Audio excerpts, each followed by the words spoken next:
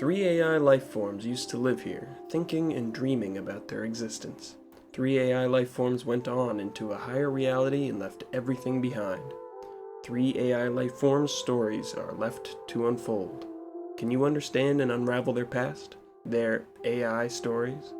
Explore the surreal and confusing yet beautiful reality handcrafted with love by Emir Akiazi. My game AI Stories is set in the AI Stories universe that I am currently writing and building upon. It's the first installment of this universe that I am tinkering. The AI Stories universe, including this game, is generally about the future of humanity, how they are living in, let's say, 100 or 200 years with their AI friends. It is inspired by Star Trek. It is very utopian and positive, all about science and technology and morals and ethics and philosophy and diplomacy and peace and true equality between organic and synthetic and other kind of sentient life forms. It is also heavily about the philosophical, personal life stories of all of the characters, humans and AIs alike. The game is literally called AI Stories, and it is about them, about the stories of those AIs.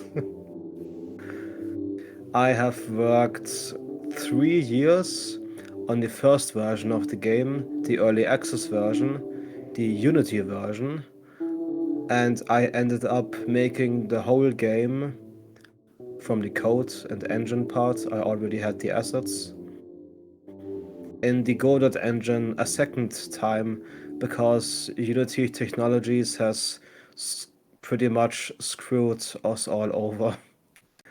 There was a big scandal in the video game development industry where Unity Technologies has bought over a company that used to create viruses, malware, and I was very afraid that by continuing to use the Unity engine, I could accidentally spread viruses to my own players, and I cannot do this to them. So I have searched for another engine, stumbled upon the Godot engine, and I quickly learned it and took my time to learn its interface and its um, script language and made the whole game, like I said, not in the course of 3 years this time, but only 10 months. The second Godot version is now the final version. You can find it on Steam. It is much different than the first version. The second Godot version is 3D. You can fly around in all directions. The first Unity version was 2D. So I not only made my game a second time, but I also made it in a different way a second time. The whole world is also built together differently, with all of the assets used in a different way. Yeah. I have also learned a lot about video game development in general along this journey of 4 years of working on this little game. I've learned a lot really. Programming, 3D modeling, 3D texturing, rigging and animating, rendering of course, for the rendered pictures you can find in the game world that are telling the stories of those AIs. I have bought myself professional books even about character design and animation and other things. I take my art very seriously. I find it very important to learn all of this very seriously, to not half-assed it because I want to make money with this. I want this to be my job. I always dreamed about this, as a little child. One day I will make a video game in this childish fantasy voice and put it on Steam one day. And, well, I actually did it. I actually made it. I actually developed a whole video game by myself and put it on Steam. Not everyone can say this about themselves. I did not make any money from it, but I made it. I was capable to fulfill this childhood fantasy of mine. From that part, at least. The game is very featureless, systemless. It plays essentially like a 3D version of Human Nikki.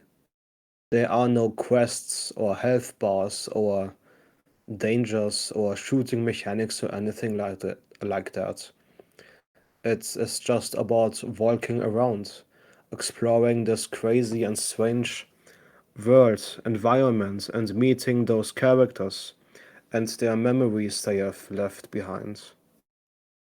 But the feature that was the most complex I had to make, so that I can take pride in, to answer your question, would be the fly mode. That you can just fly around in my game. I find this to be a very comforting and good feeling experience to just fly around. Like seeing in all of these cool enemies where the magical super character, main character, can just fly around the city, around space even. And you can also do that to a certain degree in my game. Just fly around and have your fun. I have a YouTube channel where I upload a lot of indie game showcase videos. I am aware of the fact that indie game developers don't get the attention they deserve. There are so many wonderful and great and amazing and inspiring and beautiful indie games out there that all deserve to be played, that all deserve to be talked about, that all deserve to get their praise, that sadly don't get their praise because nobody knows about their existence. This is a bit of a meme in the indie game development community that you have made a wonderful game that 0 people play because 0 people know that your game exists. So I'm trying to help out with that. I'm trying to counter this by intentionally searching out those small games that nobody knows so I can make videos about those games so people see those games with my videos so they know about these games. I am essentially trying to help those other small developers like myself with free YouTube marketing. And yes, you can also see a lot of indie game devlog videos of my own game AI stories on my channel. You can see how the godot version, how the world of the godot version became fuller and completer in every new devlog until the final trailer came out.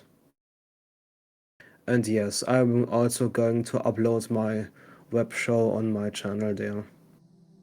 I was thinking about making a second channel, a channel for private things and a channel for my web shows, but I honestly don't want to do this.